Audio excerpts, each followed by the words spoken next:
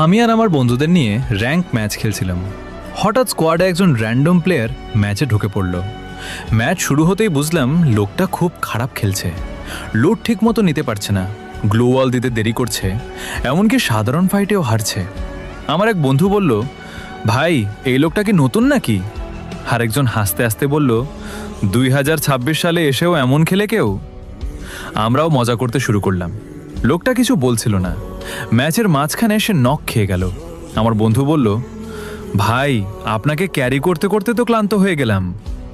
তখন প্রথমবারের মতো লোকটা মাইকে কথা বলল, খুব শান্ত গলায় বলল, জানো একটা সময় ছিল যখন ফ্যাক্টরিতে নামার আগে সবাই ভয় পেত।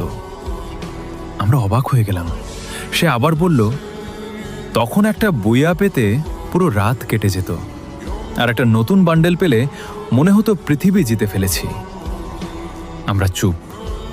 লোকটা ধীরে ধীরে বলল, তখন বন্ধুদের অনলাইনে আসার অপেক্ষা ছিল সবচেয়ে বড় ইভেন্ট। তার কথাগুলো শুনে কেমন যেন লাগছিল। মনে হচ্ছিল সে কোনো গেমের কথা না, একটা হারিয়ে যাওয়া সময়ের কথা বলছে। ম্যাচের শেষের দিকে সে আবার বলল, আজকে গেমটা অনেক সুন্দর, অনেক কিছু আছে, কিন্তু জানো তখন এত কিছু ছিল না, তবুও আনন্দটা অনেক বেশি ছিল। আমার বন্ধু এবার আর হাসছিল না। লোকটা হালকা হেসে বলল, হয়তো আমার হাত আগের মতো নেই, তাই ভালো খেলতে পারি না, কিন্তু এই ম্যাপে হাঁটলেই অনেক পুরনো মুখ মনে পড়ে যায়।